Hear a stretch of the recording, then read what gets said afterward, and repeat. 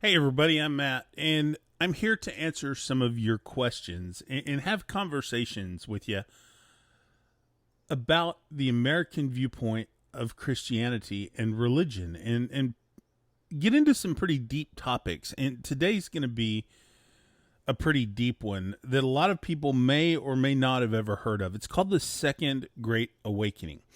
Now, this was a powerful movement that took place in the United States between 1790 and the 1840s, right? So the early 19th century, okay? This was a movement that was really characterized by deep conversations about religion, and these were particularly done amongst Protestant denominations. So you had a lot of big gatherings of people. You had a lot of people who would gather and they would give this really passionate preaching and a lot of talking and a lot of discussions about religion. And there was an intense focus about individual and personal salvation. And they had these huge gatherings, enormous gatherings of people that would often last for several days. And they ended up influencing religious, social, and even cultural landscapes throughout parts of the United States that still last today. And because of this Second Great Awakening, it led to the foundations or the creation of a lot of new religious institutions and seminaries and universities and things like this. It also led to a lot of missionary work in the United States and the establishment of a lot of new traditions that are fairly unique to American culture. So some of the key elements of this is mass evangelism, and I can't even pronounce it this morning, but this period of time, y'all, it saw what they call camp meetings, right? Which were enormous meetings that would sometimes last for, like I say, several days. And people would become really passionate and they would start falling over. There was a lot of crying. There was a lot of yelling preachers. Everyone was fighting to be heard. And these meetings were dramatic and people seemed to love them. Okay. And a lot like they do today. And I want to say this for those of you who are thinking this is where the Pentecostal faith came from, that did not start during the Second Great Awakening. Okay. That's a whole nother topic. But that did not start during the Second Great Awakening.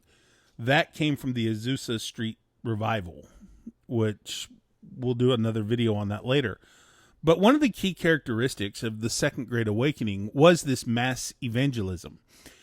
Second, there was a real focus on personal conversion. So this was a centralized theme to the Second Great Awakening.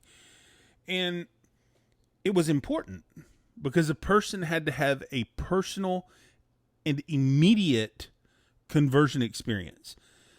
With that, often came a lot of the flying hands and the screaming. You hear the dog in the background. Sometimes these people acted like dogs. but there was a lot of emotion, a lot of physical emotion. So now something else, and I want to cover this kind of gingerly, but there were democratic impulses through this. Okay, so the movement gave kind of a democratic feeling, and I don't mean this in the political sense, but it gave democracy to American Christianity. And the way it did that was by emphasizing the message that salvation was available to every person, irrespective of their predestination status or their wealth, right? And again, predestination is very Calvinist, right? Which is, again, another topic for another day. But the keynote here was that salvation was available to everyone, irrespective of their preordained status or their wealth, right? So this appealed to the ideals of a lot of the American democracy movement. And it highlighted individual responsibility in spiritual matters. So the democratic process within American Christianity was a big part of this. Now, there was also a component of social reform, okay? So this revival, so to speak, it created numerous reform movements, and that included some kind of abolitionism, some temperance, as they called it, non-alcohol. Women's rights came from this, and a lot of institutions were established to reform problems within the American society, such as asylums for the mentally ill. It created prisons. Many participants in the Second Great Awakening here in America believe that Christ's second coming wouldn't occur until humanity, or Americans or humanity, had kind of rid itself of social evils through a complete reform. And I think we're seeing kind of a return to that in American Christianity today. Now, something else that was very key to this were denominational diversifications. Okay?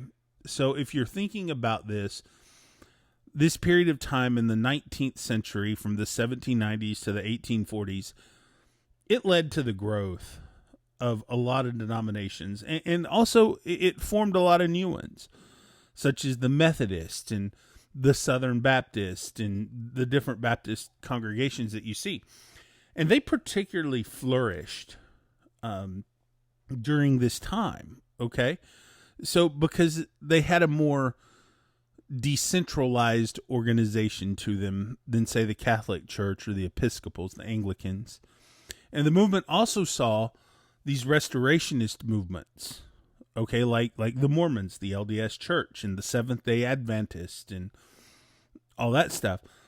So they thought to restore, to get away from Calvinism completely and restore the church back to its original foundations. Okay.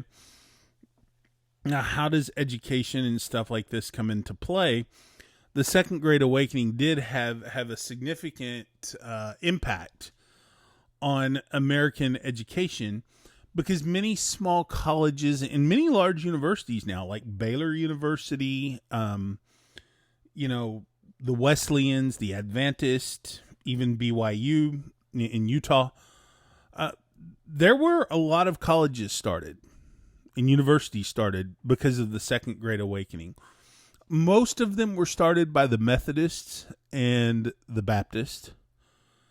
And their goal was to train new ministers, right, to go out into the world. So this fueled a new wave, really, of missionary activity among the American Indians, the Native Americans, and even into foreign countries. So if you think about American Christianity, it was a tool to spread democracy to the world. There were these divisions created in order to spread the idea of democracy that was real Jeffersonian democracy out to the entire world. And you still sometimes see that today. So the Second Great Awakening was a huge part of American society, Americanism, the American culture. Was it inspired by God? We can have that debate. Okay, we can have that discussion. We can talk about that. Was it inspired by God? A lot of people do things that they say are inspired by God, right? So you can have that theory, and we can have that conversation. But for the purpose of today, I just want to talk about the Second Great Awakening, give you an idea of where it came from, what it's all about, and why it's important, and how it still influences the American view of Christianity today. I hope this video kind of helped you, and I look forward to talking to you again. I really appreciate it. Thank you so much for allowing me to kind of give you my take on this, because the Second Great Awakening is a pretty deep thing, and I really appreciate it. So I am really humbled and shocked by how much you guys are liking this stuff. So thank you so much for allowing me the opportunity to come in and tell you about things that I think are really cool and kind of maybe help you along the way understand theology a little bit.